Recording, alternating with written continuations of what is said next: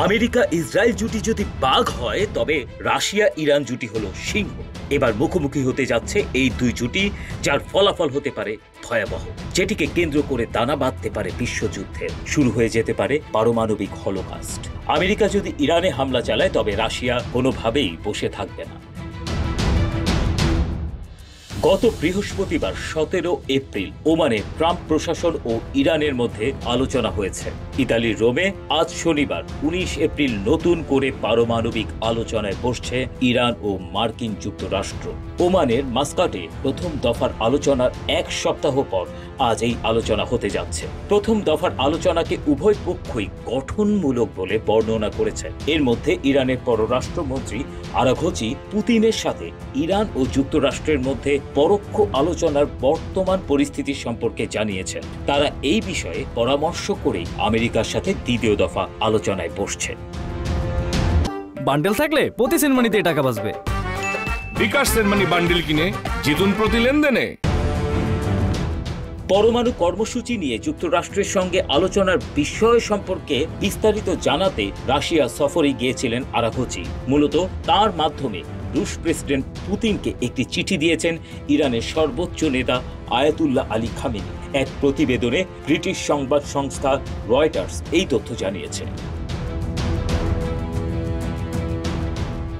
ইরানের পররাষ্ট্রমন্ত্রী আরাঘচি জানান, পুতিনকে তিনি ইরান ও যুক্তরাষ্ট্রের মধ্যে আলোচনার বর্তমান পরিস্থিতি সম্পর্কে জানিয়েছেন। তারা এই বিষয়ে পরামর্শও করেছেন। ইউক্রেন এবং অন্যান্য বিষয় নিয়ে রাশিয়া আমেরিকা আলোচনার বিষয় নিয়েও আলোচনা হয়েছে। তিনি আরও জানান, তাদের রাশিয়ার বন্ধুরা তাদেরকে প্রয়োজনীয় তথ্য দিয়েছেন।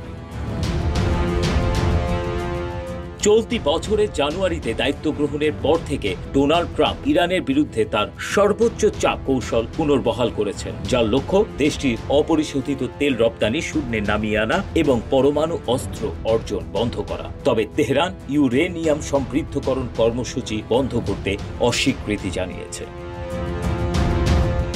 গত মাসে ট্রাম্প ইরানকে হুমকি দিয়েছিলেন যে তারা যদি তাদের পরমাণু কর্মসূচি নিয়ন্ত্রণে ওয়াশিংটনের সাথে কোনো চুক্তিতে পৌঁছতে ব্যর্থ হয় তবে তিনি ইরানে বোমা হামলা চালাবেন এবং দ্বিতীয় পর্যায়ের শুল্ক আরোপ করবেন।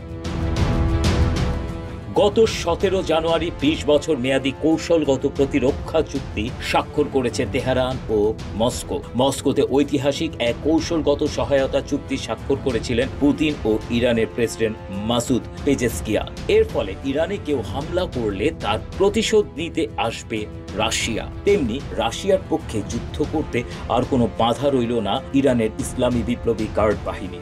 ফলে ইরানে ট্রাম্প হামলা চালালেই শুরু হয়ে যেতে পারে মহাযুদ্ধ। এদিকে রাশিয়া বলছে যে ইরানের বিরুদ্ধে যে কোনো সামরিক হামলা অবৈধ ও অগ্রহণযোগ্য হবে। ক্রেমলিনের মুখপাত্র বলেছেন, রাশিয়া এই দুই প্রতিপক্ষের মধ্যে দ্বন্দ্ব নিরসনে সহায়তা চালিয়ে যাবে। তেহরানের দীর্ঘদিনের মিত্র রাশিয়া ইরানের পরমাণু বিষয়ক আলোচনা গুরুত্বপূর্ণ ভূমিকা পালন করছে। যুক্তরাষ্ট্র সহ পশ্চিমা দেশগুলোর দাবি, ইরান যে পরিমাণ ইউরেনিয়াম সংগ্রহ করেছে তা প্রয়োজনের মাত্রার চেয়েও অনেক বেশি। এই পরিমাণ যে তা পারমাণবিক বোমা তৈরির উপযোগী মাত্রার কাছাকাছি। আইআইএ এর প্রধান রাফায়েল গ্রোসি সতর্ক করে সংবাদ মাধ্যমকে জানিয়েছেন, ইরান পারমাণবিক বোমা তৈরি থেকে খুব বেশি দূরে নয়। বিশেষজ্ঞদের দাবি, ইরান ইতিমধ্যে 42 কেজি উচ্চ সমৃদ্ধ ইউরেনিয়াম উৎপাদন করেছে, যা একটি পারমাণবিক অস্ত্র তৈরি করার জন্য যথেষ্ট। ফলে এখন যে কোনো একটি ভুল পদক্ষেপ পারমাণবিক হলোকাস্ট বা মহাযুদ্ধের দিকে নিয়ে যেতে পারে বিশ্বকে। Desk report, Ittefaq.